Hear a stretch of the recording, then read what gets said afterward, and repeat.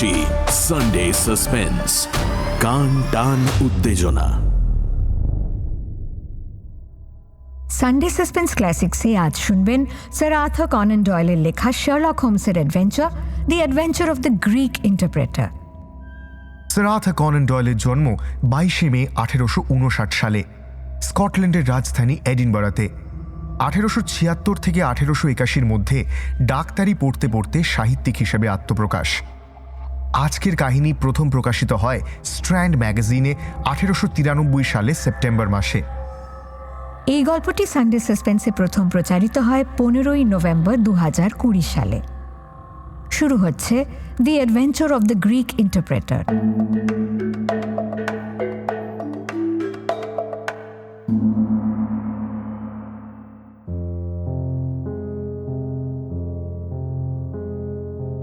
নয় নয় করে শার্লক হোমসের সঙ্গে বেশ কয়েকটা বছর কাটিয়ে ফেললাম।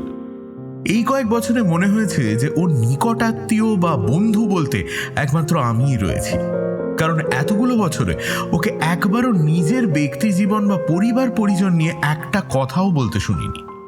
আমার ধারণা হয়েছিল হোমস সম্ভবত অনাথ, আর তার কোনো আত্মীয় আর বেঁচে নেই, এবং স্বাভাবিক কারণেই সে তাদের নিয়ে কোনো কথা বলতে চায় না। কিন্তু লোকটার নাম শার্লক হোমস। কারোর সাধ্য নেই তার চিন্তা বা কাজের গতি প্রকৃতি নির্ধারণ করার, আর ঠিক এইভাবেই তার ব্যক্তি জীবনের খোঁজ পেলাম আমি। এক সন্ধ্যায় চায়ের পেয়ালায় আমাদের আড্ডা জমে উঠেছে। গল্ফ থেকে শুরু করে জ্যোতির্বিজ্ঞান হয়ে নানান মোড় ঘুরে আমাদের আলোচনার বিষয়ে বংশ পরম্পরায় এসে হাজির হলো। একজন মানুষ পরিবার সূত্রে কোনো বিশেষ ক্ষমতার অধিকারী হতে পারেন কি না, এই নিয়ে কথা বলতে বলতে আমি হোমসকে বললাম, আমার মনে হয় তোমার অবজারভেশন ও ডিডাকশনের বিশেষ ক্ষমতা তোমার নিজস্ব প্রতিভা এবং নিয়মিত ঘষামাজা করার ফল। হোমস আমার কথা শুনে একটু ভাবল, তারপর বলল, কিছুটা তো বটেই। আমার পূর্বপুরুষ ছিলেন জমিদার। ওই শ্রেণীর মানুষ যেভাবে জীবন কাটাতেন তারাও সেভাবেই জীবনযাপন করেছেন। তবে আমার মনে হয় আমার এই বিশেষ চারিত্রিক বৈশিষ্ট্য আমার ধমনীতে বইছে ওয়াটসন, এবং খুব সম্ভবত আমি এইটা আমার ঠাকুমার থেকে পেয়েছি। উনি ছিলেন এক বিচক্ষণ মহিলা, বিখ্যাত ফরাসি শিল্পী ভার্নেটের নিজের বোন। সুতরাং শিল্পের প্রতি ভালোবাসা আমি উত্তরাধিকার সূত্রেই পেয়েছি। আর ওয়াটসন, আর্টের কোনো স্থির রাস্তা নেই, সে যে কোনো রকমের রূপ নিতে পারে। কিন্তু ব্যাপারটা যে হেরিডিটারি সে বিষয়ে নিশ্চিত হচ্ছে কি করে? কারণ আমার দাদা মাইক্রফটের মধ্যে এই ক্ষমতা আমার থেকেও বেশি মাত্রায় রয়েছে। এবার আমার অবাক হওয়ার পালা। হোমসের থেকেও ধারালো চিন্তা ভাবনা কারোর আছে এই পৃথিবীতে? আর যদি তাই হয় তাহলে তার কথা কেউ কখনো শোনেনি কেন? আমি গলা খাঁকড়ে বললাম, তুমি একটু বেশি বিনয়ী হয়ে পড়ছো না তো? ওয়াটসন, বিনয়কে গুণ হিসেবে আমল দেওয়ার মতো মানুষ আমি নই। স্রেফ যুক্তি নিয়ে যাদের কারবার, তারা বিনয় বা অনুরূপ বিষয় নিয়ে সময় নষ্ট করে না। মোটা দাগের সত্যিটা সকলের সামনে তুলে ধরে। তাদের কাছে নিজের ক্ষমতাকে খাটো চোখে দেখা মানে সত্যের খেলাপ করা, বুঝলে? তাই আমি যখন বলছি মাইক্রফট অবজারভেশনের ক্ষেত্রে আমার চেয়েও বেশি পোক্ত, তখন ধরে নাও সেটা খাঁটি সত্যি। তোমার থেকে মাইক্রফট কত বছরের বড়? 7 বছরের। কিন্তু তাহলে তার নাম কেউ কখনো শোনেনি কেন? শোনেনি কে বলল? মাইক্রফট নিজের পরিচিত বৃত্তে অত্যন্ত জনপ্রিয় এক মানুষ, ওয়াটসন। পরিচিত বৃত্ত? ঠিক বুঝলাম না। যেমন ধরো the Diogenes club. Diogenes club? নামটা শোনোনি বোধ হয়। শোনো ওয়াটসন, ডায়োজেনিস ক্লাব এই লন্ডন শহরের এক বিচিত্র প্রতিষ্ঠান। বিচিত্রতম বললেও ভুল হবে না। আর সেখানকার বিচিত্রতম সদস্যদের মধ্যে অন্যতম হচ্ছেন আমার দাদা মাইক্রফট। সেখানে সে ঘড়ি ধরে রোজ বিকেল 4:45 থেকে রাত 8:20 অবধি কাটায়। এখন সন্ধে 6টা, অর্থাৎ এখন বেরোলেও তার দেখা পাবো। চলো ডাক্তার, একটু ঘুরেই আসা যাক। দিব্যি হাওয়া দিচ্ছে, আবহাওয়া বেশ ভালো। এই সুযোগে তোমায় লন্ডনের 2 বিচিত্রতম অস্তিত্বের সাথে একটু পরিচয় করিয়ে দেওয়া যাক। 5 মিনিটের মধ্যে আমরা বেরিয়ে পড়লাম। আমার মনে একটা প্রশ্ন উঁকি ঝুঁকি মারছিল। রিজেন্ট সার্কাসের কাছে এসে দেখি হোমস তা দিব্যি ধরে ফেলেছে। আমায় প্রশ্ন করলো, ভাবছো এরকম বুদ্ধিমান এক মানুষ রহস্য সমাধানে নিজের বুদ্ধি খরচ করে না কেন, তাই তো? হ্যাঁ, ঠিক ধরেছ। করে না, কারণ এইসব কাজ ওর দ্বারা হবে না। কিন্তু হোমস, তুমি যে বললে। আমি বলছি অবজারভেশন ও ডিডাকশনের নিরিখে ও আমার চেয়ে এগিয়ে রয়েছে।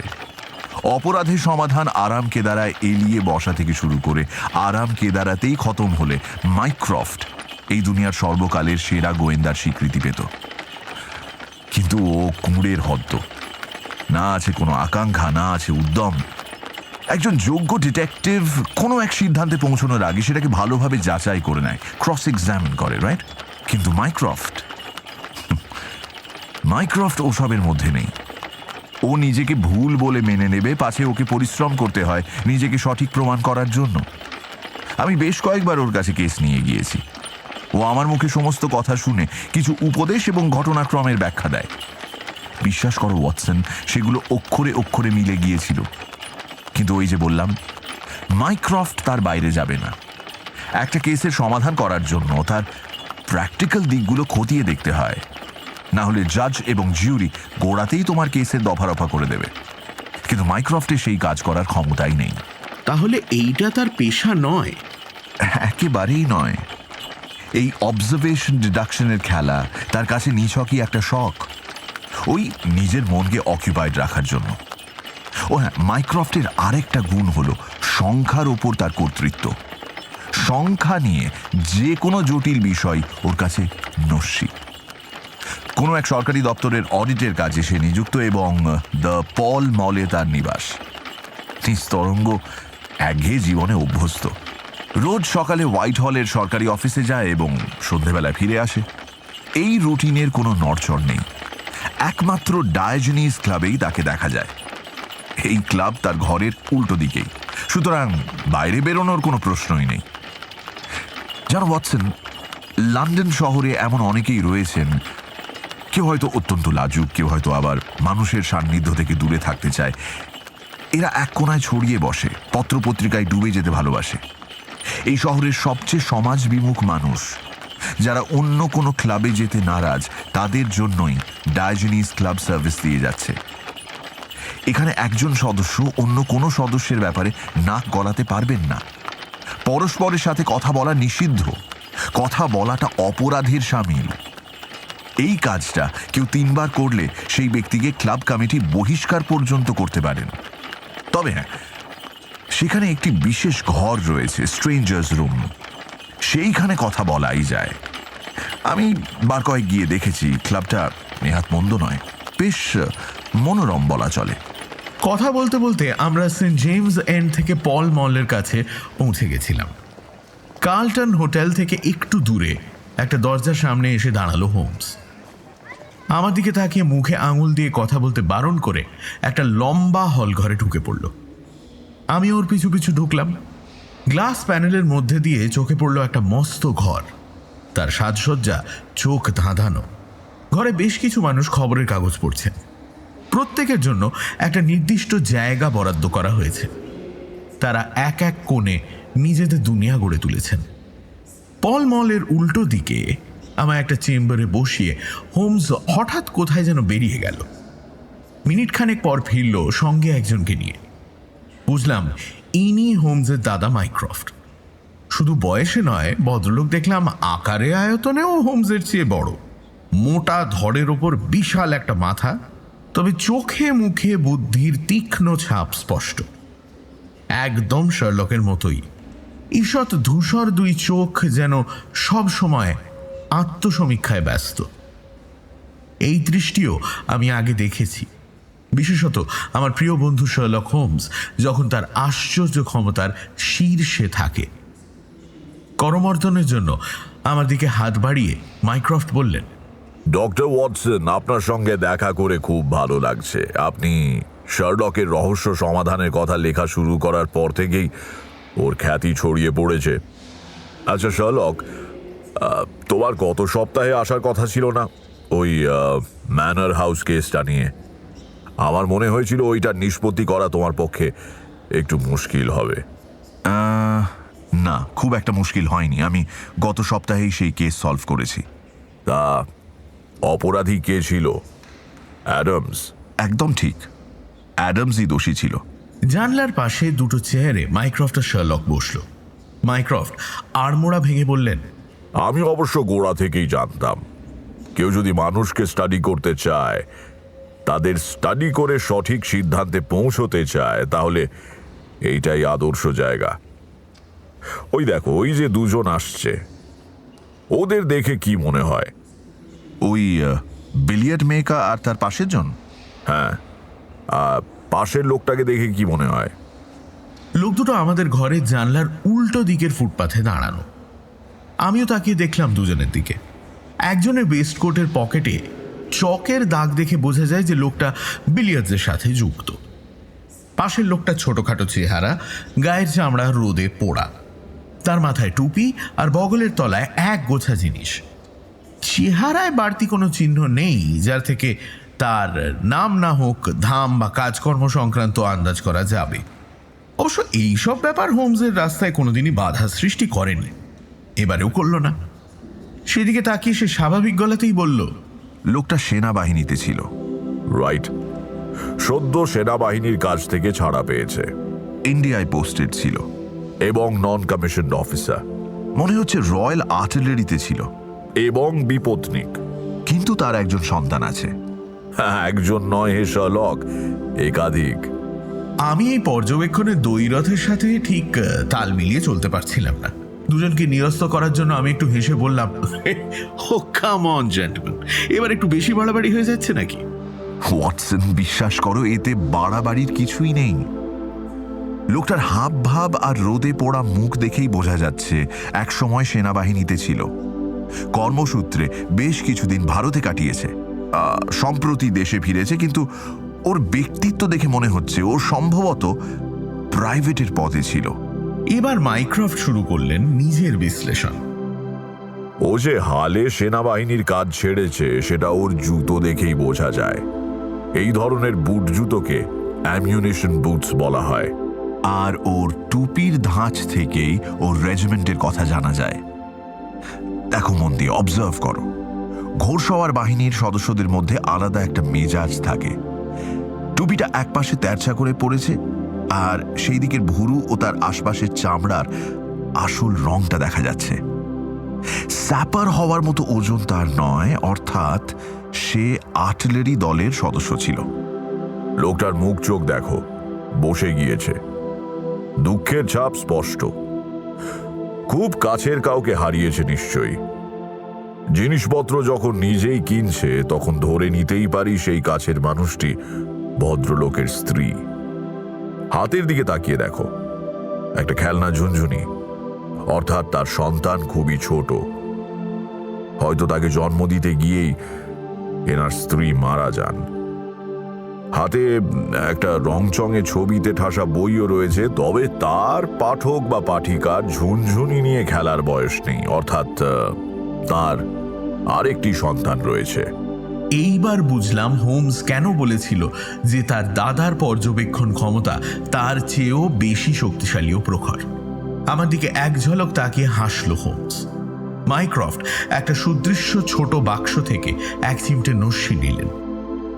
তারপর একটা টকটকে লাল সিল্কের রুমাল দিয়ে নস্যির দানাগুলো কোট থেকে ঝেড়ে বললেন, শার্লক, তোমার জন্য আমার কাছে একটা সমস্যা রয়েছে। আমার মনে হয় ব্যাপারটা তোমার মনে ধরবে। এরকম অদ্ভুত ব্যাপার খুব একটা চোখে পড়ে না। তুমি তো জানোই এইসব বিষয়ে আমার আগ্রহ আছে ঠিকই, কিন্তু তাদের পিছনে ধাওয়া করার উদ্যম নেই। সব কথা শুনে একটু স্পেকুলেট করতে পারি আর কি। তুমি যদি ব্যাপারটা একটু মন দিয়ে শোনো। নিঃসন্দেহে মাইক্রফট, এ তো আনন্দের ব্যাপার। মাইক্রফট নিজের পকেট বইয়ের পাতায় খসখস করে কি যেন লিখে পাশে রাখা ঘন্টা বাজালেন। কিছুক্ষণ পর একজন ওয়েটার ঘরে প্রবেশ করলেন। পাতাটা ছিঁড়ে তার হাতে দিয়ে মাইক্রফট আমাদের বললেন, মিস্টার মেলাসকে আসতে বলেছি। উনি আমার ঠিক ওপর তলায় থাকেন। আমার সঙ্গে সামান্য আলাপ রয়েছে। সেই পরিচিতি জায়গা থেকেই তিনি আমার কাছে একটা সমস্যা নিয়ে এসেছিলেন। মিস্টার মেলাস একজন অসামান্য গ্রিক লিঙ্গুইস্ট। আদালতে ইন্টারপ্রেটারের কাজ করেন এবং নর্থাম্বারল্যান্ড অ্যাভিনিউ এর বিভিন্ন হোটেলে আসা ধনী পর্যটকদের গাইড হিসেবে কাজ করে জীবিকা নির্বাহ করেন। বাকি ঘটনাটা উনি নিজেই বলবেন এবং এরকম অদ্ভুত ঘটনার জুড়ি মেলা ভার। একটু পরেই একজন গাঁট্টা গোট্টা চেহারার মানুষ ঘরে এসে ঢুকলেন। হালকা বাদামি চেহারা, গালে দাড়ি, মাথার চুল কুচকুচে কালো, কথাবার্তায় শিক্ষার ছাপ স্পষ্ট। হোমস এবং আমি তার অদ্ভুত অভিজ্ঞতার কথা এবং তার সম্ভাব্য সমাধানের জন্য এসেছি শুনে তাঁর চোখ দুটো উজ্জ্বল হয়ে উঠল। হোমসের সাথে সজোরে করমর্দন করে তিনি বললেন, পুলিশের ওপর আমার একটু আস্থা নেই, বিশ্বাস করুন। ওরা যে বিষয় শোনেনি বা দেখেনি সেটা ওদের মতে কখনোই ঘটতে পারে না। কিন্তু আমি জানি মিস্টার হোমস, মুখে ওই স্টিকিং প্লাস্টার আটকানো মানুষটার কি হলো না জানা অবধি আমি শান্তি পাবো না। আপনি বরং সমস্ত ঘটনা গুছিয়ে বলুন মিস্টার মেলাস। চিন্তা করবেন না, আমি আপনার কথা অবিশ্বাস করব না। মিস্টার মেলাস খানিক চোখ বুজে বসে রইলেন। তারপর পকেট থেকে রুমাল বের করে মুখ মুছে ঢোক গিলে নিজেকে সামলে শুরু করলেন। আজ বুধবার, দুদিন আগে অর্থাৎ সোমবার রাতে ব্যাপারটা ঘটে। মাইক্রফট আপনাকে নিশ্চয়ই জানিয়েছে যে আমি ইন্টারপ্রেটার বা দোভাষীর কাজ করি। সব ভাষা না বুঝলেও আমি মোটামুটি বেশিরভাগ ভাষাই জানি। কিন্তু জন্মসূত্রে গ্রিক হওয়ার দরুন এই ভাষায় আমি বেশিরভাগ কাজ করে থাকি। লন্ডনে আমি বহুদিন মুখ্য গ্রিক দোভাষীর কাজ করেছি। এখানকার সমস্ত বড় হোটেলে আমায় সকলেই খুব ভালো করে চেনে। আমার কাজের কোনো নির্দিষ্ট সময় নেই। ধরুন রাত বিরেতে কোনো পর্যটক সমস্যার মুখোমুখি হয়েছেন বা এক যাত্রী অনেক দেরিতে এসে পৌঁছেছেন, এই সময়ই আমার ডাক পড়ে। তাই গত সোমবার রাতে যখন আমার ডাক পড়ল তখন অবাক লাগেনি।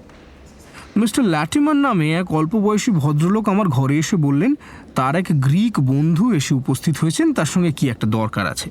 কিন্তু লোকটা গ্রিক ছাড়া আর কোনো ভাষাই বলতে পারে না, তাই আমায় তলব করা হয়েছে। মিস্টার ল্যাটিমার আমাকে বললেন, একটু দূরে যেতে হবে, কেনজিংটনের কাছাকাছি। প্লিজ একটু তাড়াতাড়ি চলুন, বাইরে ঘোড়ার গাড়ি অপেক্ষা করছে।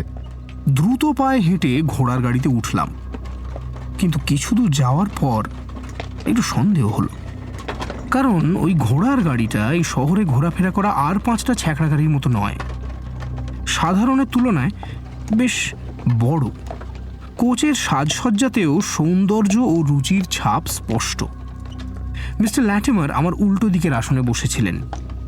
চেয়ারিং ক্রস পেরিয়ে শাফটসবারি অ্যাভিনিউর উপর দিয়ে অক্সফোর্ড স্ট্রিটে এসে পৌঁছলাম। আমার মনের সন্দেহ আরও গভীর হলো।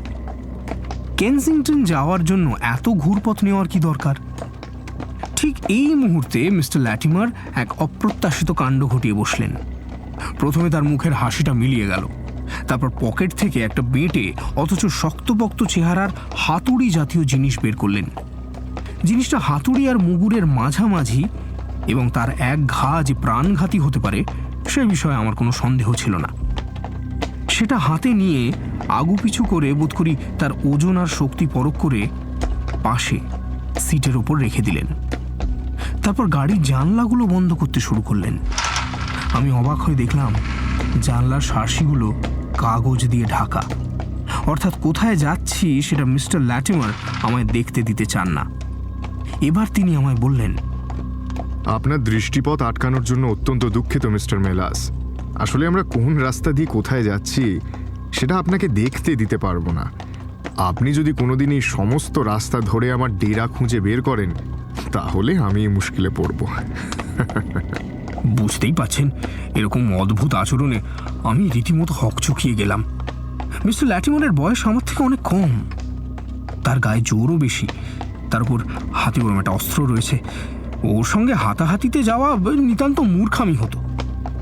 আমার তখন হাঁটু কাঁপছে। কোনো মতে তোতলাতে তোতলাতে বললাম,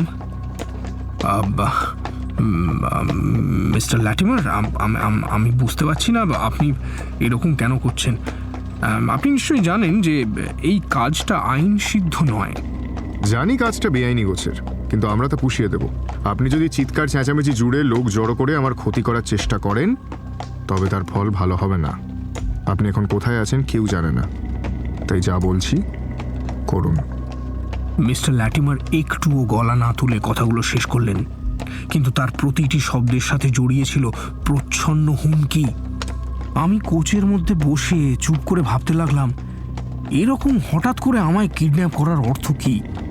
যাই হোক, আপাতত বাধা দিয়ে কোনো লাভ নেই, কপালে যা আছে তা তো ঘটবেই। প্রায় 2 ঘন্টা চলল আমাদের সফর। যদিও কোথায় যাচ্ছি, কি কাজে যাচ্ছি তা বিন্দু বিসর্গ জানতাম না। কখনো কখনো পাথরের ওপর গাড়ির চাকা গড়ানোর শব্দে বুঝতে পারছিলাম বাঁধানো রাস্তা ধরে চলেছি। কখনো বা গাড়ির গতি দেখে বুঝতে পারছিলাম সামনের রাস্তা মসৃণ। কোচের জানলার ওপর কাগজের আস্তরণ এমন শক্ত ছিল যে রাস্তার আলো পর্যন্ত ঢুকতে পারছে না। আমি ঘড়ির দিকে তাকিয়ে দেখি রাত 9টা বাজতে মাত্র 10 মিনিট বাকি। পল মল ছেড়ে বেরিয়েছিলাম সন্ধ্যে 7:15টায়। এবার মিস্টার ল্যাটিমার কোচের একটা জানলা খুলে দিলেন। আমি দেখলাম একটা গাড়ি বারান্দায় এসে উপস্থিত হয়েছি। কয়েক ধাপ সিঁড়ি উঠে একটা দরজা, আর তার সামনে একটা ল্যাম্প জ্বলছে। গাড়ির দরজা খুলে গেল। আমি সিঁড়ি দিয়ে উঠে ঘরে ঢুকলাম। আবছা অন্ধকারে দেখলাম একপাশে সারি সারি গাছের ছায়া, হয়তো বাগান জাতীয় কিছু রয়েছে সেখানে। ঘরের মধ্যে একটা রঙিন গ্যাস ল্যাম্প জ্বলছিল। তার আলো একেবারেই জোরালো নয়। ধোঁয়াটে আলোয় দেখলাম দেয়ালে ঝুলছে কিছু পোর্ট্রেট আর ল্যান্ডস্কেপ। বাড়ির দরজা খুলে দিয়েছে একটা ছোটখাটো চেহারার লোক। তার মুখ দেখে মনে হয় লোকটা খিটখিটে মেজাজের। ওই ক্ষীণ আলোতে দেখলাম চশমা পরা রয়েছে। উনি মিস্টার ল্যাটিমারের দিকে তাকিয়ে খ্যানখ্যানে স্বরে বললেন, হ্যারল্ড, ইনি কি মিস্টার মেলাস? হ্যাঁ। বাহ বাহ, বেশ বেশ। দুঃখিত মিস্টার মেলাস আপনাকে এইভাবে আনার জন্য। আসলে আপনাকে ছাড়া কাজটা হতো না। আপনি যদি আমাদের সঙ্গে সহযোগিতা করেন তবে আপনার ক্ষতি তো হবেই না, উপরন্তু ভালো হবে। কিন্তু চালাকি যদি করেছেন তবে খুব খারাপ ফল ভুগতে হবে আপনাকে। লোকটার কথাবার্তা তার মুখের ওই ভাবের মতোই বিটকেল। কথা বলতে বলতে তার গোটা শরীরে ঝাঁকুনি খেলে যায়। আবার ওই ঝাঁকুনির মধ্যেই বেসামাল হাসি তার শরীর জুড়ে পাক খায়। তবে লোকটা যেভাবে বলল যে চালাকি করলেই রীতিমতো খারাপ ফল ভুগতে হবে, তাতে তাতে আমার গোটা শরীর বেয়ে হিমস্রোত বয়ে গেল। সত্যি বলতে কি, গাড়িতেও এত ভয় পাইনি আমি। যথাসম্ভব শান্ত থেকে বললাম, আমার থেকে আপনারা কি চান? হ্যাঁ, কি চান? আমাদের বাড়িতে একজন গ্রিক ভদ্রলোক এসেছেন। তাকে কিছু প্রশ্ন করতে হবে আর তার উত্তর আমাদের জানাতে হবে। কিন্তু যতটুকু আপনাকে বলা হয়েছে ঠিক ততটুকুই বলবেন, বাড়তি একটা কথাও নয়। না হলে এমন অবস্থা করব যে। কয়েক পা এগিয়ে লোকটা একটা ঘরের দরজা খুলে দিল। আমি দেখলাম দরজার ওপাশে একটা পেল্লায় ঘর, দুর্দান্ত সব আসবাবপত্রে সাজানো। মেঝের পুরো কার্পেটে পা রাখতেই ডুবে গেল। ঘরে একটা মাত্র ল্যাম্প জ্বলছে। তার আলো সর্বত্র ছড়িয়ে না পড়ায় ঘরের মধ্যে একটা আলো আঁধারি খেলা করছে। ছড়িয়ে ছিটিয়ে রাখা রয়েছে ভেলভেটের চেয়ার। ঘরের একপাশে সুদৃশ্য শ্বেত পাথরের ম্যান্টেল পিস, আর এক কোণে শিরস্ত্রাণ সমেত একজন সৈনিকের বর্ম। দেখে মনে হলো জাপানি। ল্যাম্পের নিচে একটা চেয়ার রাখা ছিল। বয়স্ক লোকটা আমায় তাতে বসতে বলল। মিস্টার ল্যাটিমার কোথায় যেন উধাও হয়ে গিয়েছিলেন। এবার দেখলাম ঘরের অন্য প্রান্তের একটা দরজা খুলে গেল, আর সেখান দিয়ে প্রবেশ করলেন মিস্টার ল্যাটিমার আর তার সঙ্গে আলখাল্লা পরা একজন লোক। ল্যাম্পের আলো ঘরে একটা বৃত্ত তৈরি করেছে। লোকটাকে দেখে আমার গায়ে কাঁটা দিয়ে উঠল। ডিগডিগে রোগা, রক্তশূন্য ফ্যাকাশে চেহারা, চোখের মণি দুটো অস্বাভাবিক রকমের উজ্জ্বল। বোঝাই যায় লোকটার মনের জোর সাংঘাতিক। তারপর মুখের ওপর কাটাকুটি খেলছে স্টিকিং প্লাস্টারের একাধিক টুকরো। তারই একটা বড় প্যাড দিয়ে তার মুখ বন্ধ করে দেওয়া হয়েছে। বয়স্ক লোকটা খ্যানখ্যানে গলায় বলল, হ্যারল্ড, তোমার কাছে স্লেটটা আছে, তাড়াতাড়ি নিয়ে এসো তো। এই রোগা লোকটা আমার সামনে চেয়ারে ধপ করে বসে পড়ল। ঠিক বসলো না, যেন ঝরে পড়ল।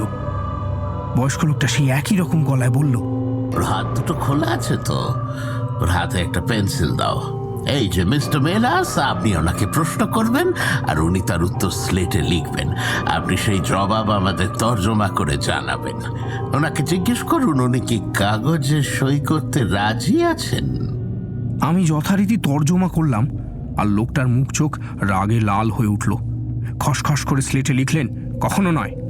সেই বয়স্ক লোকটার হুকুমে আমি আবার প্রশ্ন করলাম, কোনো অবস্থাতেই সই করবেন না? লোকটা জবাবে লিখল, যদি আমার উপস্থিতিতে এক গ্রিক পুরোহিত তার বিয়ে দেয় তবেই।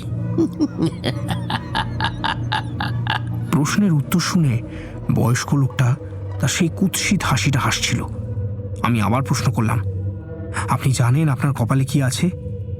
খসখস শব্দে জবাব এলো, আমি নিজের প্রাণের তোয়াক্কা করি না। এরকমভাবেই চলছিল আমাদের এই অদ্ভুত কথোপকথন। কিছুটা কথা, বাকিটা লেখা। বারবার ঘুরে ফিরে এলো সেই এক প্রশ্ন, সে সই করবে কি না। আর প্রতিবার এলো লোকটার রাগত উত্তর। হঠাৎ আমার মাথায় একটা বুদ্ধি খেলে গেল। এদের বলা প্রতিটা প্রশ্নে আমি কয়েকটা শব্দ আর বাক্য জুড়ে পরীক্ষা করছিলাম যে এই খিটখিটে বৃদ্ধ বা মিস্টার ল্যাটিমার কিছু বুঝতে পারছেন কিনা। বুঝলাম আমি কি বলছি তার খেয়ে ওরা দুজনেই ধরতে পারছে না। আমি এবার একটা বিপজ্জনক খেলা শুরু করলাম। আমি ঝুঁকি নিয়ে ওকে জিজ্ঞেস করলাম, এরকম বেকার জেদ ধরে বসে রয়েছেন কেন? আপনি কে? জবাব এলো, আমার কিচ্ছু এসে যায় না, আমি লন্ডনে নতুন এসেছি। এরকম করলে তো এরা আপনার অনিষ্ট করবে। আপনি এখানে কতদিন রয়েছেন? উত্তর এলো, ওরা আমার কি করলো না করলো তাতে আমার কিছুই যায় আসে না, আমি এখানে 3 সপ্তাহ হলো রয়েছি। এবার আমি সবচেয়ে গুরুত্বপূর্ণ প্রশ্ন করলাম, এই সম্পত্তি তো আপনার হবে না, আপনার কি কোনো অসুখ করেছে? জবাবে উনি লিখলেন, এই শয়তানগুলোর হাতেও সেটা যাবে না, আমি অসুস্থ নই, এরা উপোস করিয়ে রেখেছে। আমার আরও কয়েকটা প্রশ্ন মাথায় ঘুরছিল। জিজ্ঞেস করলাম, সই করলেই তো আপনি মুক্তি পাবেন, এইটা কোন বাড়ির কথা হচ্ছে? সঙ্গে সঙ্গে জবাব এলো, আমি জানি না, সই আমি করব না। আমি শেষ চেষ্টা করলাম, কিন্তু আপনি তো সেই মানুষটিকে কোনো সাহায্যই করছেন না, আপনার নাম কি? আমি ওর মুখ থেকে একবার না শুনতে চাই, আর আমার নাম ক্র্যাটিডাস। আমি এবার প্রশ্ন করলাম, আপনি সই করলে হয়তো তাকে দেখতে পাবেন, আপনি কোথাকার মানুষ? দেখলাম জবাব এলো, সই আমি করব না, যদি তাকে না দেখি তাও ভালো, আমি এথেন্সের বাসিন্দা। মিস্টার মেলাস এই ভয়ঙ্কর অভিজ্ঞতার বর্ণনা দিতে দিতে বোধ করি হাঁপিয়ে উঠেছিলেন। একটু চুপ করে রইলেন, তারপর নিজেকে সামলে আবার শুরু করলেন। মিস্টার হোমস, আর মিনিট 5 পেলে পুরো গল্পটাই জেনে নিতাম। ওই লোক দুটো কিচ্ছু টের পেত না, কিন্তু আমার চেষ্টায় বাধা পড়ল হঠাৎ। ঘরের আরেকটা দরজা খুলে গেল। এবার প্রবেশ করলেন এক মহিলা, লম্বা সুন্দরী, মাথায় একরাশ কালো চুল, পরনে ঢিলে ঢালা গাউন। মহিলা ঘরে ঢুকেই ভাঙা ভাঙা ইংরেজিতে বললেন, হ্যারল্ড, হ্যারল্ড, আমার পক্ষে আর একা থাকা সম্ভব নয়, ওপরের ঘরগুলো খাঁ খাঁ করছে, একদম কেউ কোথাও নেই। তারপরেই মহিলা চোখ পড়ল আমার উল্টো দিকে চেয়ারে বসে থাকা লোকটার ওপর। প্রায় আর্তনাদের স্বরে উনি বললেন, পল, ও মাই গড, পল তুমি? এইবার এই রোগা লোকটার মধ্যে একটা অদ্ভুত বদল এলো। তিনি এক হ্যাঁচকা টানে মুখে লাগানো স্টিকিং প্লাস্টার খুলে উঠে দাঁড়ালেন। চাপা ঘর ঘরে স্বরে বলে উঠলেন, সোফি! বলে টলমল পায়ে দৌড়ে গিয়ে ওই মহিলাকে জড়িয়ে ধরলেন। কিন্তু ব্যাপারটা বেশিক্ষণ স্থায়ী হলো না। মিস্টার ল্যাটিমার ওই মহিলাকে লোকটার হাত থেকে ছাড়িয়ে ঠেলে ঠুলে ঘর থেকে বের করে নিয়ে গেলেন। আর বয়স্ক লোকটা তার শীর্ণকায় বন্দিকে অনায়াসে বগল দাবা করে ঘরের অন্য দরজা দিয়ে বাইরে নিয়ে চলে গেলেন। ওই ঘরে আমি একাই বসে রইলাম। একবার ভাবলাম আশেপাশে কেউ নেই, চারপাশটা একটু খুঁজে দেখি, যদি কোনো ক্লু পাই। উঠে দাঁড়ালাম, কিন্তু তারপরেই বুঝলাম ভাগ্যিস খুঁজিনি, কারণ বুড়ো লোকটা ততক্ষণে ঘরে ফিরে এসছে। দেখলাম দরজার সামনে দাঁড়িয়ে সেই কুৎসিত কুতকুতে চোখ নিয়ে আমার দিকে স্থির দৃষ্টিতে তাকিয়ে রয়েছে। আমার দিকে এগিয়ে এসে বলল, ধন্যবাদ মিস্টার মেলাস, আপনাকে আলাদা করে বলার দরকার নেই যে অত্যন্ত গোপনীয় একটা ব্যাপারে সাহায্য করার জন্য এখানে ডেকে আনা হয়েছিল আপনাকে। এই লোকটা গ্রিক ছাড়া বোঝে না, এর সঙ্গে দর কষাকষি করার জন্য একজন ছিলেন বটে, কিন্তু সে কোনো একটা কাজে এই মুহূর্তে এখানে নেই। ওর জায়গা নেওয়ার জন্য আপনার চেয়ে ভালো লোক এই শহরে পাবো না। আপনার সাহায্য পেয়ে নিজেকে ভাগ্যবান মনে করছি। আমি তাকে পাল্টা অভিবাদন জানিয়ে বললাম, এ আপনার মহানুভবতা। বৃদ্ধ লোকটা পকেটের একটা পুঁটুলি থেকে 5টা সোনার কয়েন আমার হাতে দিয়ে বলল, আপনার পারিশ্রমিক। আশা করি এইটাই যথেষ্ট আপনার জন্য। কিন্তু মনে রাখবেন, আজ যা দেখলেন বা যে কাজ করলেন সেই বিষয়ে কাকপক্ষীতেও যদি টের পায়, তাহলে আপনার দেহ ওই কাকপক্ষীতেই ছিঁড়ে খাবে। লোকটা কথাগুলো বলে আমার বুকে দুটো টোকা মেরে সে কুৎসিত গা ঘিনঘিনে হাসিটা আবার হাসল। এরকম একটা হাড় গিলে চেহারা লোক মনে এরকম ভয় সৃষ্টি করতে পারে? আমি ওই ঢিমে আলোতেই লোকটার দিকে আবার তাকালাম। দেখলাম তার চেহারা রুগ্ন, মুখে একটা অসুস্থ হলদেটে ভাব, গালে না কামানো খোঁচা খোঁচা দাড়ি দেখেই বোঝা যায় তার সাথে পরিপাটি যত্নের কোনো সম্পর্ক নেই। ঠোঁট আর চোখ দুটো একদণ্ড স্থির নেই, সমানে কাঁপছে। লোকটার বোধহয় নার্ভের কোনো অসুখ বিসুখ রয়েছে। ওই দ্রুত কাঁপতে থাকা ঘোলাটে ধারালো চোখ হুমকি দেওয়ার সময় বরফের মতো ঠান্ডা দেখায়। পরিষ্কার বোঝা যায় প্রয়োজনে ভয়ানক কিছু করে ফেলতে পিছপা হবে না। সেই চোখ নিয়ে লোকটা দাঁতে দাঁত চিপে বলল, আপনি যদি এই কথা পাঁচকান করেন তবে আমরা ঠিকই জানতে পারব। মনে রাখবেন, আমাদের খবর আদায় করার লোক রয়েছে। যাই হোক, বাইরে গাড়ি অপেক্ষা করছে, আমার বন্ধু আপনাকে যথাস্থানে পৌঁছে দেবে। আমি আবার বেরিয়ে এলাম, আর আমার ঠিক পেছনে ঘাড়ের কাছে নিঃশ্বাস ফেলতে ফেলতে মিস্টার ল্যাটিমার। আবার সেই আবছা অন্ধকারে মোড়া বাগান এক ঝলক দেখে ঘোড়ার গাড়িতে উঠলাম। মিস্টার ল্যাটিমার বসলেন ঠিক আমার উল্টো দিকে। এবার তিনি একটা কথাও বললেন না। কোচের জানলাগুলো বন্ধই রইল। সেই এক অভিজ্ঞতা, যাচ্ছি তো যাচ্ছি, যাচ্ছি তো যাচ্ছি। মাঝরাতের অল্প পরে গাড়িটা আচমকা থেমে গেল। মিস্টার ল্যাটিমার গাড়ির দরজাটা খুলে দিয়ে আমায় বললেন, মিস্টার মেলাস, আপনাকে এখানে নেমে যেতে হবে। আমি অত্যন্ত দুঃখিত যে আপনার গন্তব্য থেকে এত দূরে আপনাকে নামিয়ে দিচ্ছি। এই গাড়িকে অনুসরণ করার চেষ্টা করলে আপনাকে পস্তাতে হবে। গুরুতর চোট আঘাতের আশঙ্কাও উড়িয়ে দেওয়া যায় না। আমি গাড়ি থেকে নামা মাত্র কোচওয়ান কোষে চাবুক কষালো ঘোড়াগুলোকে, আর তারা চিহি শব্দ করে হুড়মুড়িয়ে দৌড় লাগালো। আমি পড়লাম মহা মুশকিলে। কোথায় এসে পড়েছি, কোথায় দাঁড়িয়ে রয়েছি, ঘুটঘুটে অন্ধকারে কিছুই বুঝতে পারলাম না। শুধু বুঝলাম এদিক ওদিক কয়েকটা ঝোপঝাড় ছড়িয়ে ছিটিয়ে রয়েছে। দূরে সারি সারি ঘর দেখা যায়, তাদের কয়েকটায় মিটিমিটি আলো জ্বলছে। আমায় নামিয়ে দিয়ে ঘোড়ার গাড়িটা যেন শূন্যে মিলিয়ে গেছে। আমি এদিক ওদিক তাকিয়ে দেখি রাস্তার একপাশে রেলের সিগন্যাল ল্যাম্প, আশেপাশে স্টেশন আছে। রাস্তা ধরে একটা ছায়ামূর্তি এগিয়ে আসছিল। একটু কাছে আসতে ঠাহর করতে পারলাম যে লোকটা রেলের পোর্টার। আমি তাকে জিজ্ঞেস করলাম, এক্সকিউজ মি, এটা কোন জায়গা? এই জায়গাটা, এটা ওয়ান্ডসওয়ার্থ কমন স্যার। এখন তো বেশ রাত হয়ে গিয়েছে, শহরে যাওয়ার জন্য অন্য কোনো ট্রেন পাওয়া যাবে কি? এখান থেকে ক্ল্যাপহ্যাম জাংশন এখন মাইলটাক দূরে। এখন হাঁটা দিলে ভিক্টোরিয়ার দিকে যাওয়ার শেষ ট্রেনটা ধরতে পারবেন।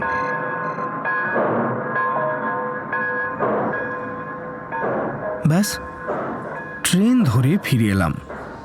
মিস্টার হোমস, আমি কোথায় গেছিলাম, কার সাথে কথা বলেছিলাম কিছুই জানি না। শুধু এইটুকু জানি যে একটা রীতিমতো গভীর ষড়যন্ত্রের জাল বোনা হয়েছে। মুখে স্টিকিং প্লাস্টার আটকানো ওই রোগা লোকটার কথা আমি মন থেকে মুছে ফেলতে পারছিলাম না। আমি চাই ওকে সাহায্য করতে। তার জন্যই প্রথমে মাইক্রফটকে সব খুলে বলি এবং তারপর পুলিশকে। নানান চড়াই উতরাই, নানান বাঁক পেরিয়ে মিস্টার মেলাসের অ্যাডভেঞ্চার শেষ হলো।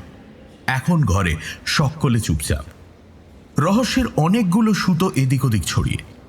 তবে আমি নিশ্চিত শার্লক এতক্ষণে সেই সব সুতো গুছিয়ে এক জায়গায় এনে রহস্যের জট ছাড়াতে শুরু করে দিয়েছে।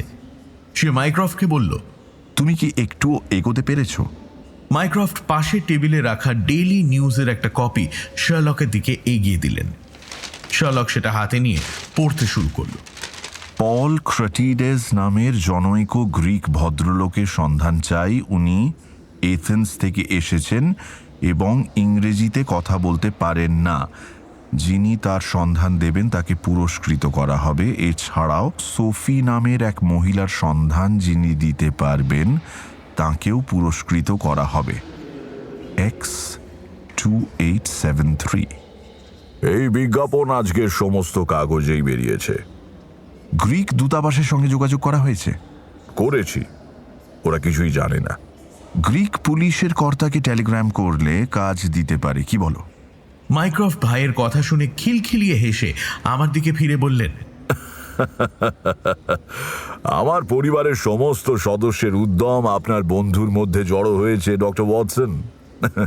যাই হোক, তুমি কেসটা নাও তবে শার্লক। সুবিধে করতে না পারলে আমায় জানিও। নিশ্চয়ই, তোমায় আর মিস্টার মেলাসকে অবশ্যই জানাবো। মিস্টার মেলাস, আপনি একটু সাবধানে থাকবেন এখন, কারণ আমার ধারণা লোকগুলো এই বিজ্ঞাপন দেখেছে এবং ধরেই নিয়েছে যে আপনি ওদের সাথে বিশ্বাসঘাতকতা করেছেন। চলো হয়ে ওয়াটসন, এগোনো যাক। বাড়ি ফেরার পথে হোমস টেলিগ্রাফ অফিসে ঢু মারল। দেখলাম একসাথে বেশ কয়েকটা টেলিগ্রাম করলো, কে জানে কাকে।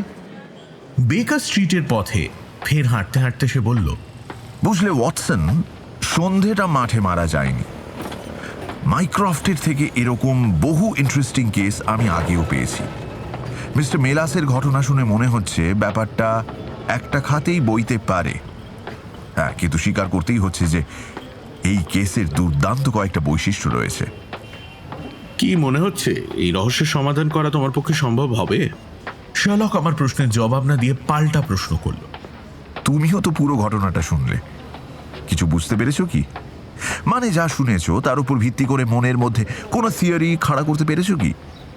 হ্যাঁ, তবে সেটা তোমার একটু খাপছাড়া বলে মনে হতে পারে। ওয়াটসন, আগে শুনেই দেখি তোমার থিওরিটা। আমার মনে হচ্ছে হ্যারল্ড ল্যাটিমার সোফি নামের মহিলাকে নিয়ে এসেছে, হয়তো অপহরণ করে এনেছে। নিয়ে এসেছে? হয়তো অপহরণ করে এনেছে? কোথা থেকে? হয়তো অ্যাথেন্স থেকে। না না না না ওয়াটসন, এটা হতে পারে না। কেন তোমায় বলছি, হ্যারল্ড ল্যাটিমা এক বর্ণ গ্রিক বলতে পারে না, আর এই মহিলা অর্থাৎ সোফি শুধু ভাঙা ভাঙা ইংরেজি বলেন। অর্থাৎ সোফি ইংল্যান্ডে কিছুদিন কাটিয়েছেন, কিন্তু ল্যাটিমা গ্রিসে যাননি। তাহলে ধরে নিচ্ছি যে সোফি কোনো কারণে ইংল্যান্ডে এসেছিলেন, হ্যারল্ডের সাথে তার আলাপ হয় এবং তিনি তার সাথে এই ম্যানশনে চলে আসেন। সেক্ষেত্রে অপহরণের কোনো গল্পই নেই। এইটা বেশ গ্রহণযোগ্য একটা থিওরি, বলে যাও। ধরে নিচ্ছি এই পল ক্রেটিডেস আসলে সোফির ভাই। তিনি কোনো কারণে হ্যারল্ড আর সোফির কথা জানতে পারেন এবং কি হয়েছে জানতে গ্রিস থেকে এখানে এসে হাজির হন। অসাবধানতায় তিনি হ্যারল্ড আর ওই বুড়ো লোকটার খপ্পরে পড়েন। তারা তাকে বন্দি করে নানান রকম অত্যাচার শুরু করে। আসল লক্ষ্য তাকে দিয়ে কিছু কাগজ সই করিয়ে নেওয়া। কিরকম কাগজ? হয়তো সোফির নামে করা সম্পত্তির দলিল, যে সম্পত্তির ট্রাস্টি এই পল ক্রেটিডেস, যিনি সহিসাবুত করতে সরাসরি অস্বীকার করেন। তার সঙ্গে আলোচনা করার জন্য এই লোকগুলো মিস্টার মেলাসকে নিয়ে যায়। তবে উনিই প্রথম ছিলেন না, এর আগেও একজন দোভাষীর কাজ করেছেন। যাই হোক, সোফি জানতেন না যে পল একই বাড়িতে রয়েছেন, সেটা তিনি হঠাৎই জানতে পারেন। অসাধারণ ওয়াটসন, সত্যি অসাধারণ। তুমি তো সত্যিটার খুব কাছাকাছি রয়েছ। এবার বুঝেছো তো, আমরা ওদের ব্যাপারে প্রায় সবই জানি, কিন্তু চিন্তার বিষয় একটাই, লোকগুলো ভীষণ বেপরোয়া, দুম করে সাংঘাতিক কিছু করে না বসে। একটু সময় পেলেই ওদের ধরে ফেলতে পারবো। কিন্তু কি করে বুঝবো ওরা কোথায় থাকে? দেখো, আমাদের অনুমান যদি সঠিক হয় এবং ওই মেয়েটির নাম যদি সত্যি সোফি হয়, তবে তাকে খুঁজে বের করাটা কঠিন হবে না। সেটাই আমাদের আশা ভরসার মূল স্তম্ভ। ওর ভাই আমাদের কাছে পুরোপুরি অচেনা, কিন্তু হ্যারল্ডের সাথে সোফির সম্পর্ক বেশ কিছুদিন গড়িয়েছে, কয়েক সপ্তাহ তো বটেই। ভেবে দেখো ওয়াটসন, পল ক্রেটিডেস এই বিষয়টার খবর পেয়ে সুদূর এথেন্স থেকে এখানে এসেছেন, সময় তো লাগবেই। এই এতদিনের মধ্যে এরা যদি একই জায়গায় একই ঠিকানায় থাকেন, তবে মাইক্রফটের বিজ্ঞাপনের জবাব পাওয়া যাবে বলেই আমার বিশ্বাস। কথা বলতে বলতেই 221B বেকার স্ট্রিটে এসে হাজির হলাম। হোমস সিঁড়ি দিয়ে উঠে ঘরের দিকে পা বাড়ালো। আমি ঠিক ওর পেছনেই ছিলাম। দরজা খুলে ঘরে ঢুকেই ও চমকে উঠল। ওর কাঁধের ওপর দিয়ে ঘরের দিকে তাকিয়ে আমিও রীতিমতো অবাক হলাম। হোমসের আর্ম চেয়ারে আয়েশ করে বসে চুরুট টানছেন মাইক্রফট। আমাদের বিস্মিত চোখ মুখ দেখে উনি মুচকি হেসে বললেন, এসো এসো শার্লক, আসুন ডক্টর ওয়াটসন। কি আমায় এখানে দেখে অবাক লাগছে? শার্লক, তুমি নিশ্চয়ই ভেবেছিলে সেই আলসেমি আবার মাইক্রফটকে পেয়ে বসেছে, কি তাই তো? হ্যাঁ, এখন হয়তো ভাবছো এ হঠাৎ এরকম উদ্যমী হলো কি করে। ব্যাপারটা কি জানো, এই কেসটা আমায় পেয়ে বসেছে, এতটা ইন্টারেস্টিং লাগছে যে অগ্রাহ্য করতে পারছি না। তুমি এখানে পৌঁছলে কি করে? কি করে আবার, একটা ঘোড়ার গাড়ি ধরে নিলাম, দেখলাম তোমরা দিব্যি হেলতে দুলতে যাচ্ছ, গাড়িটা তোমাদের অনেক আগে এখানে পৌঁছে দিল। নতুন কিছু ঘটেছে নাকি? ঘটেছে তো বটেই, আমার বিজ্ঞাপনের জবাব এসেছে তোমরা বেরোনোর কয়েক মিনিটের মধ্যেই। বাহ, এ তো দারুণ ব্যাপার। তো তার থেকে কি জানা গেল? মাইক্রফট পকেট থেকে একটা কাগজ বের করলেন। এই যে মোটা নিবের কলম দিয়ে রয়্যাল ক্রিম পেপারে লেখা হয়েছে। চিঠিটির লেখক মাঝবয়সী, তবে শরীর গতিক ভালো নয়। চিঠিতে তিনি লিখেছেন, let me read this out for you. মহাশয়, আজকের খবরের কাগজে আপনার বিজ্ঞাপনের জবাবে এই চিঠি লিখছি। আপনার বিজ্ঞাপনে বর্ণিত মহিলাকে আমি খুব ভালো করেই চিনি, তার বেদনাদায়ক অতীতের কথাও জানি। আমার সাথে যোগাযোগ করলে আমি আপনাকে সমস্ত কথাই জানাতে পারবো। এই মহিলা বর্তমানে বেকেনহ্যামের দ্য মার্টেলসের অধিবাসী, ইতি জে ড্যাভেনপোর্ট। বুঝলে শার্লক, চিঠিটা লেখা হয়েছে লোয়ার ব্রিক্সটন থেকে। তাহলে এখনই তার বাড়ি গিয়ে সমস্ত কথা জেনে নেওয়া যাক, কি বলো? মাইক্রফট বোনের জীবন কথার চেয়ে তার ভাই অর্থাৎ পল ক্রেটিডেজের জীবন অনেক বেশি দামি। আমার মনে হয় সময় নষ্ট না করে এক্ষুনি স্কটল্যান্ড ইয়ার্ডে ইন্সপেক্টর গ্রেগসনকে খবর দিয়ে সোজা বেকেনহ্যাম যাওয়া উচিত। একটা লোক মৃত্যুর মুখে, এখন প্রতিটা মুহূর্তের প্রচুর দাম। আচ্ছা হোমস, যাওয়ার পথে মিস্টার মেলাসকে তুলে নিলে হয় না? আমাদের কিন্তু একজন দোভাষীকে লাগবে। বাহ, দারুণ দারুণ বলেছ ওয়াটসন, ঠিক কথা, আমাদের মিস্টার মেলাসকে লাগবে। এবার একটা ঘোড়ার গাড়ি ধরে এগোনো যাক, কিন্তু দাঁড়াও, আগে তৈরি হয়নি। হোমস ওভারকোটটা চাপালো, তারপর দেরাজ খুলে রিভলভারটা পকেটে ভরল। আমায় তাকিয়ে থাকতে দেখে বলল, প্রয়োজন হতে পারে ওয়াটসন। মিস্টার মেলাসের মুখে যা শুনলাম তাতে বুঝেছি যে এই লোকগুলো অত্যন্ত বিপজ্জনক। খানিকক্ষণের মধ্যেই আমরা তিনজনেই আবার পলমলে ফিরে এলাম, কিন্তু মিস্টার মেলাসের ঘরের সামনে পৌঁছে শুনলাম ভদ্রলোক কার সঙ্গে যেন বেরিয়েছেন। যে মহিলা দরজা খুলে দিয়েছিলেন তাকে হোমস জিজ্ঞেস করলো, কোথায় গিয়েছেন জানেন কি? না স্যার, শুধু দেখলাম একটা লোকের সাথে মিস্টার মেলাস ঘোড়ার গাড়িতে করে কোথায় একটা যেন গেলেন। সেই ভদ্রলোকের নাম, মানে মিস্টার মেলাসের মুখে বা অন্য কোনোভাবে লোকটার নাম জানতে পেরেছিলেন কি? না স্যার। আচ্ছা, সেই লোকটাকে কেমন দেখতে? লম্বা, সুদর্শন, গায়ের রংটা একটু চাপা? না না, লোকটা বেঁটে চেহারা, চোখে চশমা, মুখটা কেমন যেন চুপসানো। তবে হ্যাঁ, লোকটা কথায় কথায় খুব হাসছিল। আর তাছাড়া আমি দেখেছিলাম যে লোকটা। হোমস পুরো কথাটা শোনার জন্য অপেক্ষা করলো না, বিদ্যুৎ বেগে ঘুরে দরজার দিকে দ্রুত পায়ে এগোতে এগোতে বলল, এখানে আর দাঁড়িয়ে থেকো না, শিগগির এসো। আমরা আবার ঘোড়ার গাড়িতে বসলাম। হোমস কোচওয়ানকে স্কটল্যান্ড ইয়ার্ডের দিকে গাড়ি ছোটাতে বলে আমাদের দিকে তাকিয়ে বলল, মিস্টার মেলাস আবার ওই লোক দুটোর পাল্লায় পড়েছেন। ওনার মনে ভয় ধরিয়ে দেওয়াটা খুবই সহজ। এই কথা লোক দুটো আগের দিনের অভিজ্ঞতা থেকেই বুঝে গিয়েছে। মিস্টার মেলাসের মতো অবলীলায় গ্রিক থেকে ইংরেজিতে অনুবাদ করার মতো লোক এই শহরে বড় একটা পাওয়া যাবে না। কিন্তু এবার লোকগুলো বিজ্ঞাপন দেখে ধরেই নিয়েছে মিস্টার মেলাস তাদের সাবধানবাণী অগ্রাহ্য করেছেন এবং তাদের চোখে এমন কথার খেলাপ শাস্তিযোগ্য অপরাধ। ভেবেছিলাম ট্রেন ধরে যথাসম্ভব তাড়াতাড়ি বেকেনহ্যাম পৌঁছে যাব, হয়তো মিস্টার মেলাসদের আগেই। কিন্তু স্কটল্যান্ড ইয়ার্ডে বেজায় দেরি হয়ে গেল। ইন্সপেক্টর গ্রেগসনের সাথে দেখা করার আগে রাজ্যের ফর্ম্যালিটি সারতে সারতেই একটা গোটা ঘন্টা কাবার হয়ে গেল। লন্ডন ব্রিজে যখন পৌঁছলাম তখন রাত 10:45 বাজে। তারও প্রায় 1 ঘন্টা পরে বেকেনহ্যাম প্ল্যাটফর্মে নামলাম আমরা। সেখান থেকে আবার 8 মাইল ঘোড়ার গাড়ি সফর করে আমরা তো মার্টেলসে পৌঁছলাম। দেখলাম একটু দূরে একটা মস্ত বাড়ি, চারপাশে বেশ খানিকটা জমি নিয়ে দাঁড়িয়ে রয়েছে। আমরা গাড়িটা ছেড়ে দিয়ে বাড়ির দিকে হাঁটতে শুরু করলাম। গ্রেগসন আঙুল তুলে বললেন, দেখেছেন ঘরের জানলাগুলো? দেখেছেন? কোথাও আলোর একটা বিন্দুও নেই। বাড়িতে কেউ আছে বলে মনে হচ্ছে না মিস্টার হোমস। পাখি ফুরুত মনে হচ্ছে। পাখি ফুরুত? হ্যাঁ, মানে হাওয়া? কি করে বুঝলেন মিস্টার হোমস? ইন্সপেক্টর গ্রেগসন একটা ঘোড়ার গাড়ি প্রচুর ভারী মালপত্র নিয়ে এই রাস্তা দিয়ে গিয়েছে খুব বেশি হলে 1 ঘন্টা আগে। গ্রেগসন বোধহয় হোমসের কথায় বিশেষ আমল দিলেন না, একটু অবিশ্বাসের হাসি হেসে বললেন, আপনিও বলি আরে মিস্টার হোমস, ওই গেট ল্যাম্পের আলোয় রাস্তায় ঘোড়ার গাড়ির চাকার দাগ আমিও দেখতে পাচ্ছি, কিন্তু ভারী মালপত্রের তথ্যটা কোথা থেকে পেলেন? ওই ঘোড়ার গাড়ির চাকার দাগ থেকেই, যেটা আপনিও ওই গেট ল্যাম্পের আলোয় দেখতে পাচ্ছেন। আর একটু ভালো করে দেখুন দেখুন দেখুন দেখুন মিস্টার গ্রেগসন, দেখবেন চাকার দাগগুলো বেশ গভীর, অর্থাৎ ঘোড়ার গাড়িতে বেশ ভারী কিছু চাপানো হয়েছিল, যা শুধু মালপত্রের জন্যই হতে পারে।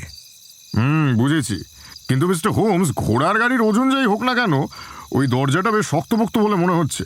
এটাকে ভেঙে ঘরে ঢোকা সহজ ব্যাপার হবে না, কিন্তু আমাদের ডাকে কেউ সাড়া না দিলে হয়তো সেটাই করতে হবে। গ্রেগসন এগিয়ে গিয়ে নকার ধরে দরজায় সজোরে কয়েক ঘা দিলেন। পাশে ঘন্টা থেকে ঝোলা দড়ি ধরেও দিলেন বেশ কয়েকটা অধৈর্য টান। এসবের মাঝে হোমস হঠাৎ কোথায় যেন অদৃশ্য হয়ে গিয়েছিল। ফিরে এলো মিনিট 2 মধ্যেই, বলল, ওপাশে একটা খোলা জানালা পেয়েছি। আমরা তাড়াতাড়ি সেদিকে গিয়ে দেখি, হ্যাঁ, সত্যি একটা জানলা খোলা রয়েছে। জানলার হুড়কোটা খুব কায়দা করে পেছন দিকে ঠেলে খোলা হয়েছে, এবং সেটার জন্য যে আমার বন্ধু শার্লক হোমসের সুচারু কাজই দায়ী, সেই বিষয়ে কোনো সন্দেহ নেই। গ্রেগসন এবার গদগদ কণ্ঠে বলে উঠল, মিস্টার হোমস, ভাগ্যিস আপনি আমাদের দলে রয়েছেন। আপনি বিপক্ষে থাকলে, ওরে বাবা, ঈশ্বর রক্ষা করুন আমাদের। চলুন তবে, দরজা খুলে কেউ আমাদের সাদর অভ্যর্থনা যখন জানাচ্ছে না, তখনই জানলার মধ্যে দিয়ে ঘরের ভেতরে ঢোকা যাক। আমরা ঘরের মধ্যে পা দিয়েই বুঝলাম এই বাড়িতেই মিস্টার মেলাস এসেছিলেন, এবং হয়তো আজকেও এসেছেন, কারণ তার বর্ণনার সাথে ঘরের সাজসজ্জা হুবহু মিলে যাচ্ছে। গ্রেগসনের হাতের লণ্ঠনের আলোয় দেখলাম একটা ঘর, 2টো দরজা। এক পাশে সেই জাপানি সৈনিকের বর্ম, টেবিলের ওপর 2টো গ্লাস আর একটা ফাঁকা ব্র্যান্ডির বোতল পড়ে রয়েছে। তার পাশে একটা প্লেটে আধ খাওয়া খাবার। গ্রেগসন কিছু একটা বলার জন্য হোমসের দিকে তাকালো, কিন্তু কিছু বলার আগেই হোমস তাকে হাতের ইশারায় থামিয়ে দিয়ে বলল, চুপ, শোনো শোনো শোনো, শুনতে পাচ্ছ? আমরা কান খাড়া করে শুনলাম। প্রথমটায় ধরতে পারলাম না ঠিক, তারপর বুঝলাম একটা ক্ষীণ গোঙানির শব্দ বাড়ির ওপর তলা থেকে ভেসে আসছে। হোমস এক ছুটে দরজা দিয়ে বেরিয়ে হল ঘরের এক পাশে থাকা সিঁড়ি দিয়ে ওপর তলায় দৌড় দিল। ওর পেছন পেছন আমি আর গ্রেগসন। রোমাঞ্চ তখন আমাদের শিরায় উপশিরায় ঘোর দৌড় জুড়েছে, এতটাই যে মাইক্রফট ওই নাদুস নুদুস চেহারা নিয়ে আমাদের পেছন পেছন যথাসাধ্য তাড়াতাড়ি আসার চেষ্টা করলেন। ওপরতলায় পৌঁছে দেখলাম পাশাপাশি 3টে দরজা। মাঝের দরজাটার পেছন থেকেই ওই গোঙানির শব্দটা আসছে। মাঝে মধ্যেই সেটা কেমন যেন দলা পাকিয়ে যাচ্ছে। দরজাটা বন্ধ, কিন্তু তার চাবিটা পাশের টেবিলে রাখা। হোমস চাবি ঘুরিয়ে এক মোক্ষম ঠেলায় দরজাটা খুলে হুড়মুড়িয়ে ভেতরে ঢুকলো, আর তার ঠিক পরের মুহূর্তেই ছিটকে বেরিয়ে এলো। তার ডান হাতটা উঠে এসেছে গলার কাছে, কথা বলতে অসুবিধে হচ্ছে। সে বেশ কষ্ট করেই বলল, কাঠ কয়লা ওয়াটসন, একটু সময় দাও, পরিষ্কার হয়ে যাবে। আমি উঁকি মেরে দেখি অন্ধকার ঘরে একটা ভুতুড়ে হালকা নীল আভা ঘুরছে। সেই নীলচে আভা আসছে ঘরের একদম মাঝখানে রাখা একটা পেতলের ট্রাইপডের মধ্যে ঢিমে আঁচে জ্বলা একটা শিখা থেকে। চারপাশে অদ্ভুত ছায়াবৃত্ত তৈরি হয়েছে। ওই ছায়াতেই দেখলাম 2জন মানুষের অবয়ব। তারা ঘরের দেয়ালে হেলান দিয়ে বসে রয়েছে। ঘরটা বিষাক্ত ধোঁয়ায় ভরে গেছে। আমাদের নিঃশ্বাস নিতে অসুবিধে হচ্ছিল। গ্রেগসন কাশতে শুরু করলো। হোমস সিঁড়ির মাথায় দাঁড়িয়ে জোরে জোরে নিঃশ্বাস নিচ্ছিল। ফুসফুসে তাজা বাতাস দরকার। একটু চাঙ্গা হয়েই হোমস এক ছুটে ঘরে ঢুকলো, আর ওই কালান্তক পাত্রটা নিয়ে জানলা দিয়ে বাগানে ছুঁড়ে ফেলে দিল।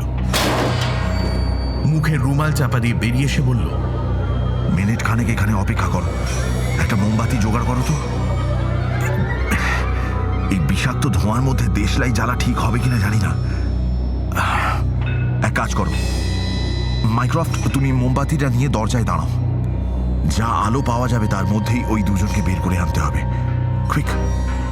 হোমসের কথা শোনা মাত্রই গ্রেগসন কাজে লেগে গিয়েছিল। কোথা থেকে একটা মোমবাতি এনে ফেলল, সেটা চটপট জ্বালিয়ে দরজার সামনে ধরা হলো। আমি আর হোমস বিদ্যুৎ গতিতে ঘরের মধ্যে ঢুকলাম। জানি না এই দুজন কতক্ষণ এমন বিষাক্ত পরিবেশে কাটিয়েছেন, তবে এটুকু জানি আরো খানিকক্ষণ কাটালে তাদের বাঁচানো মুশকিল হবে। টেনে হিঁচড়ে সেই দুজনকে আমি আর হোমস গ্যাস চেম্বার থেকে বের করলাম।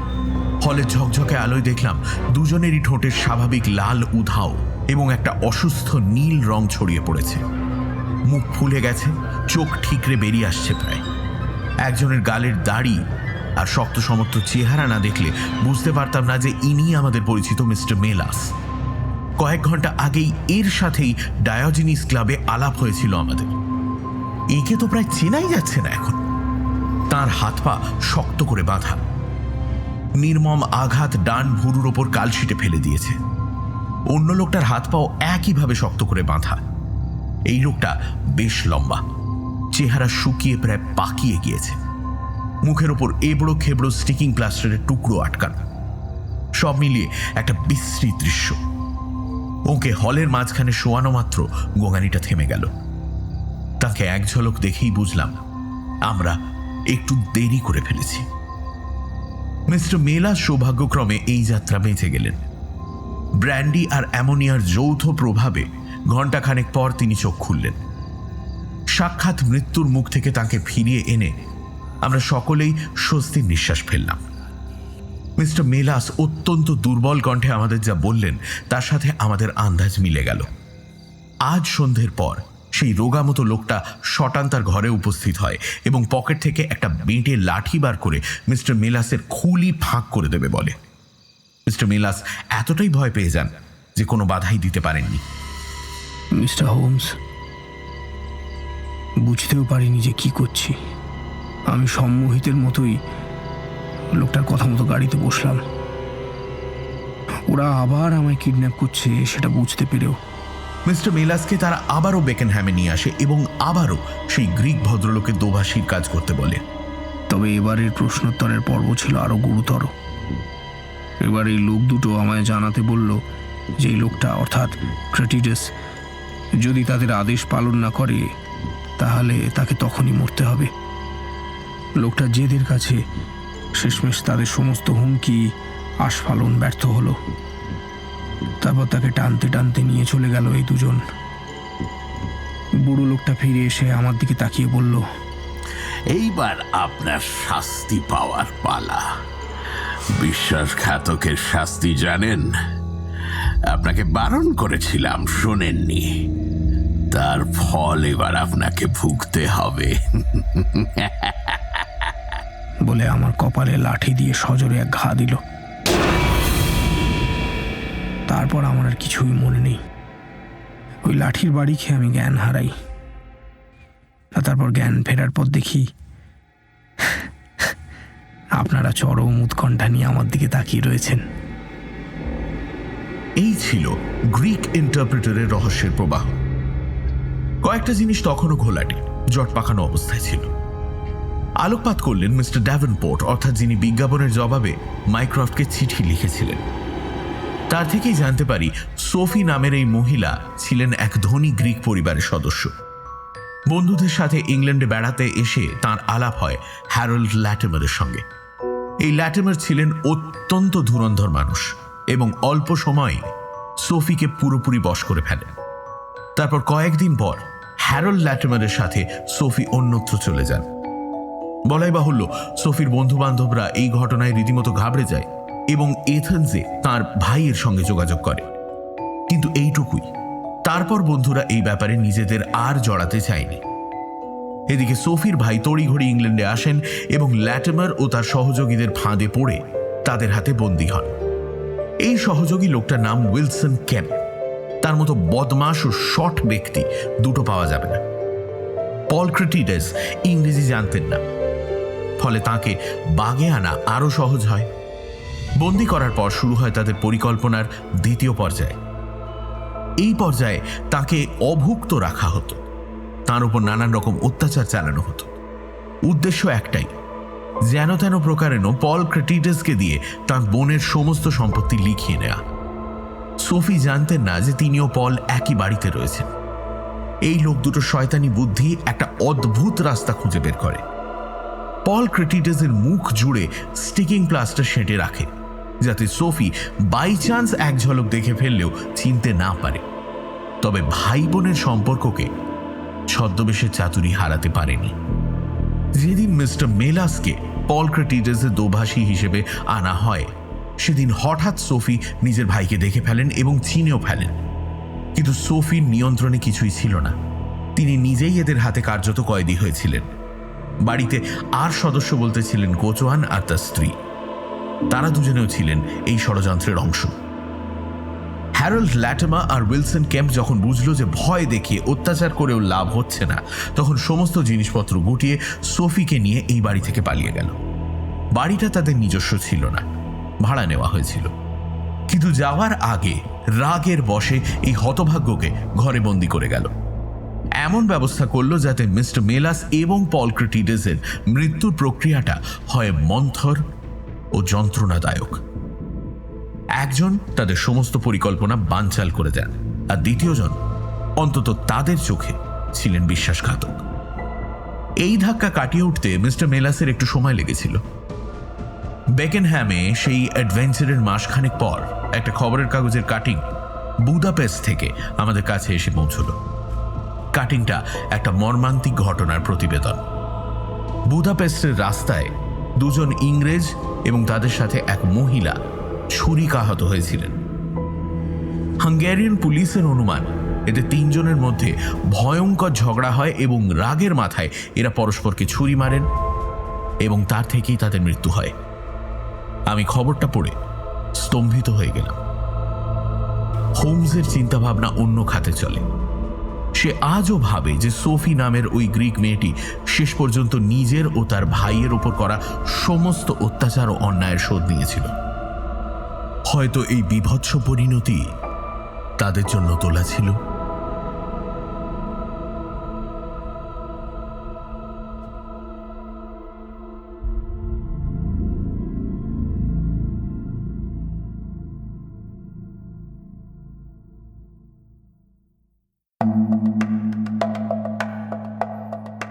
সানডে সাসপেন্স ক্লাসিক্সে আজ শুনলেন স্যার আর্থার কনান ডয়েলের লেখা শার্লক হোমসের গল্প দি adventure of the Greek interpreter.